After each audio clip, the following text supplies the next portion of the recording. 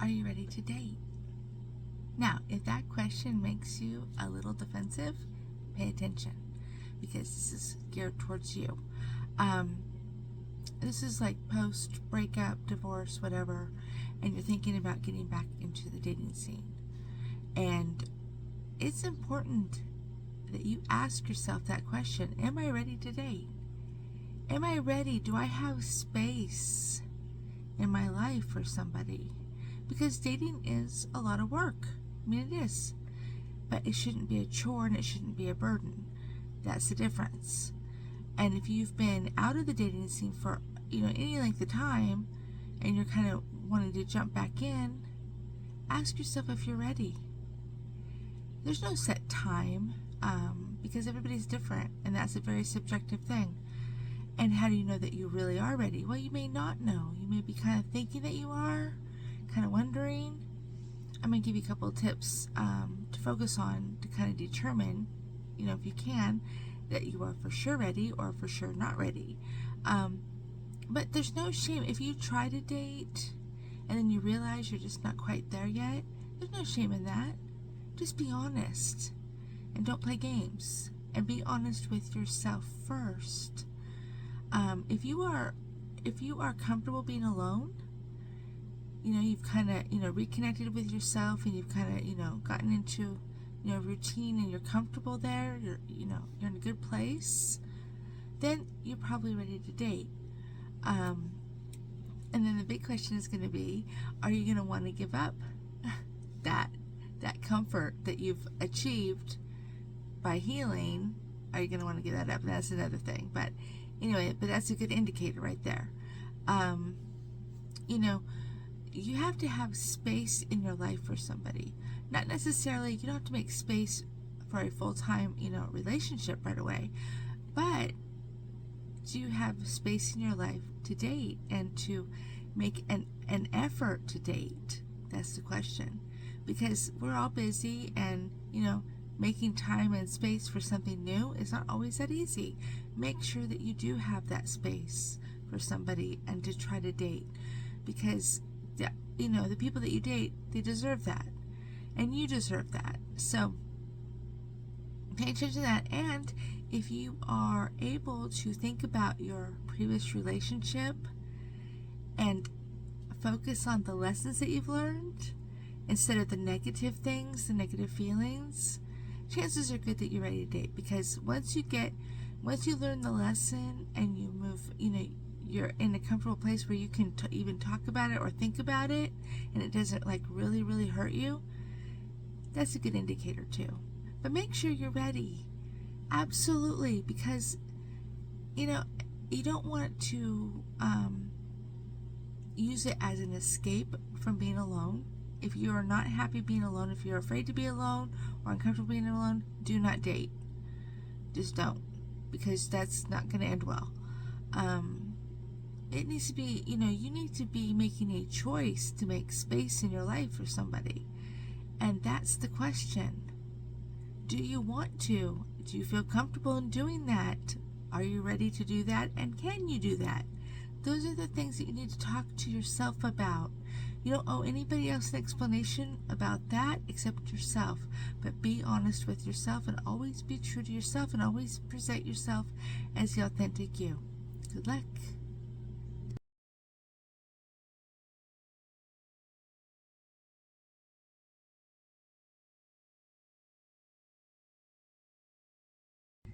Dating 101. This is part 2, and this is the deal breakers. Now, I know that we, probably, well, I don't know that you learned this, but I'm sure you did, because it seems to be the basic mentality of most people, that we want what we want, and we think we know what we want. You need to forget all that. It sounds crazy, but I'm going to explain to you why. Instead of, you need to not focus on what you think you want, because it never ends well. It just doesn't. And the reason is, what you want changes. Think about it. Think back your life a year ago, 5 years ago, 10 years ago. Think about it. The things that you want today are different than things that you wanted then.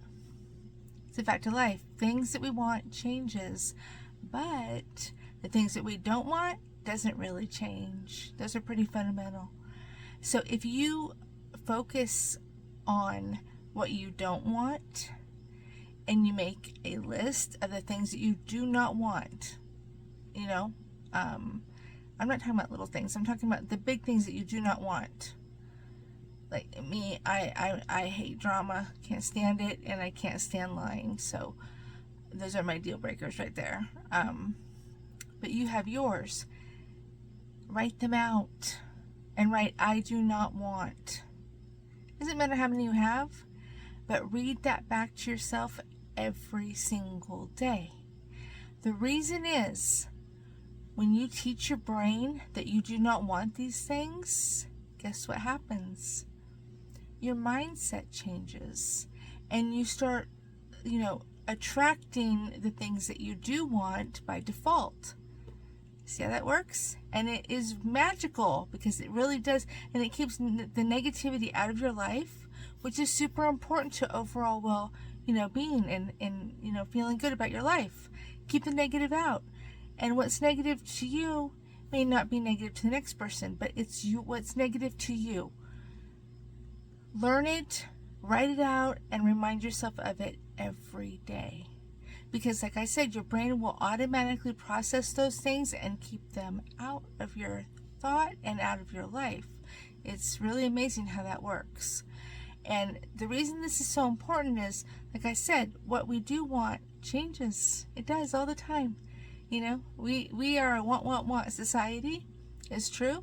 But that changes as you evolve and grow as a person. These things change. So stop focusing on those things when you're looking for a suitable person to date, because chances are really good the person that you find and fall in love with and are compatible with is not going to be anything like your predefined image of somebody that you thought you wanted. Because at the end of the day, that doesn't matter. It's what you want. It's core value, core, inner self. Those are the things that make people compatible. That's how people align, and that's what best promotes longevity in a relationship. So try it. It works.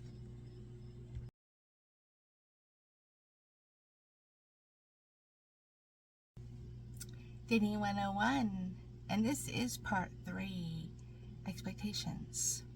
Hopefully after part 1 and part 2, your mind is kind of, wondering and kind of maybe changing how you view dating and what you need to do to change some things to make sure that you are making the best opportunity possible for yourself to date. That's my goal.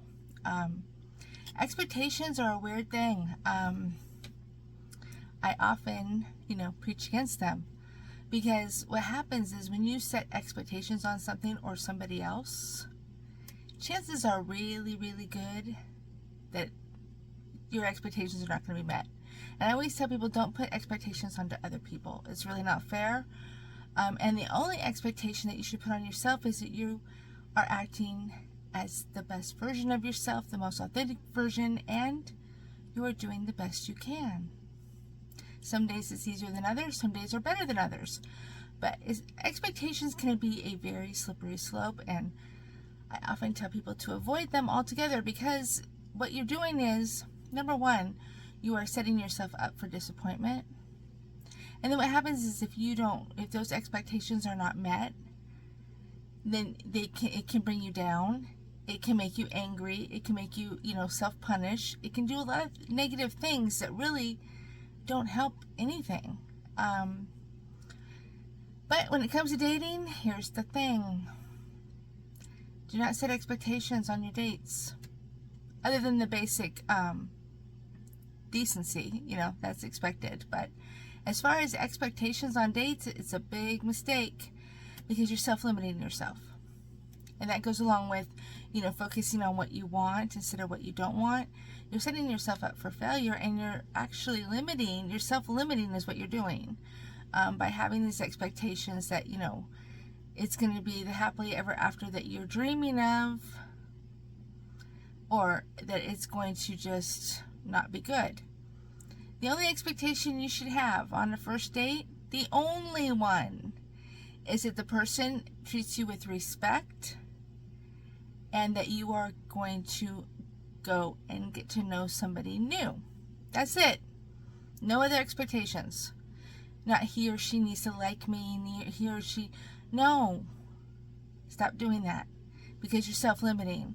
And what you're doing is, if you have expectations and those expectations are not met, then it's self-defeating. And then you just are going backwards. And after you've gone round and round, you're going to go backwards. Nobody wants to do that. So don't have expectations other than being treated with respect and getting to know somebody new. That's it. That's it. And that's why you should keep your first dates short always. Actually, your first 2 dates should be kept relatively short. First date under an hour. Second date under 2 hours. Just a rule of thumb that I like to go by, because I know human nature, and that's just the safest. I use safest, I don't mean physically safe, but I mean just the safest as to not make mistakes that you may regret later. But your expectations are only this, and you can even write this out and repeat it back to yourself to train yourself that you are not going to have any other expectations. That somebody treats you with basic respect, and that you're meeting somebody new and getting to know somebody new. That's it. That's your only expectation. Anything that comes out of it above and beyond that is great, but don't expect certain things. Don't have expectations that are, the fairy tale, because you're going to let yourself down every time. Good luck.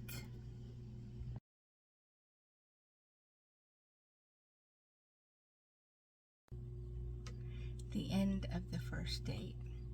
Hopefully you have stuck to the 1 hour rule, kept it under an hour. Even if you've had a really, really great time, still keep it under an hour. There are reasons for this, because what happens is, if you extend that, then, your dopamine kind of gets messed up, and you get a kind of a false sense of security about the date, which is not good. So keeping it under an hour, like 45 minutes. That way, when you are done with your pleasantries, just saying goodbye, you're at an hour or a little bit less. That's always optimum. But how do you handle this? Well, honestly, honesty is key when ending a first date. And the reason I know, we're not little children anymore, and, it's not like, oh, I'm going to keep him or her wondering. That's just, why would you do that? It's just not nice. That is not nice. Think about it. If you've had that happen to you, you know that's not nice. So why would you do that? And it also shows lack of respect and lack of self-confidence. Neither one are attractive signs. They're not. So what you want to do, if you are just not feeling it, which is perfectly acceptable, say it. Say it in a nice way. You don't want to, you don't want to hurt somebody's feelings or make somebody feel bad. Hey, it was great meeting with you. I enjoy spending time with you. I just don't think that we have the same, the chemistry's missing. We're not, well aligned. But I think you're a great person, and I appreciate you taking the time to meet with me and have a date with me. But I don't see it going anywhere. In a nice way. It may sting a little bit for the other person. However, it's going to sting a lot less than going home wondering, oh, did he or she like me? Is he or she going to call me? Don't do that to somebody. That's just icky, okay? That's icky behavior. And nobody likes icky behavior.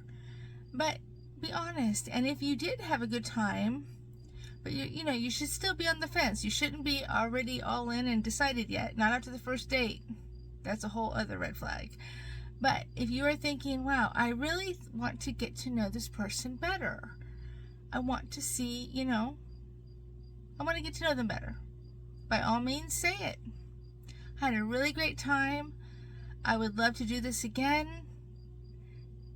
And, you may get rejected. But dating is about rejection sometimes. But at least you are taking the initiative, showing the self-confidence, which is huge. And it's huge for yourself moving forward. But always be honest with the person. Don't just leave them hanging. You know, that's just, like I said, that's like elementary school stuff. Get past it. Don't do it. And then you can kind of, once you're back home from the date, you kind of, go over the checklist and kind of just, decompress. And then wait before you make any, big decisions or big plans, because the first couple dates should not be elaborate things. They just should not. That's a huge mistake. It's a huge waste of time. It's a huge waste of effort. And it's not necessary. Get to know somebody first. Make them earn it. That's the key. Good luck.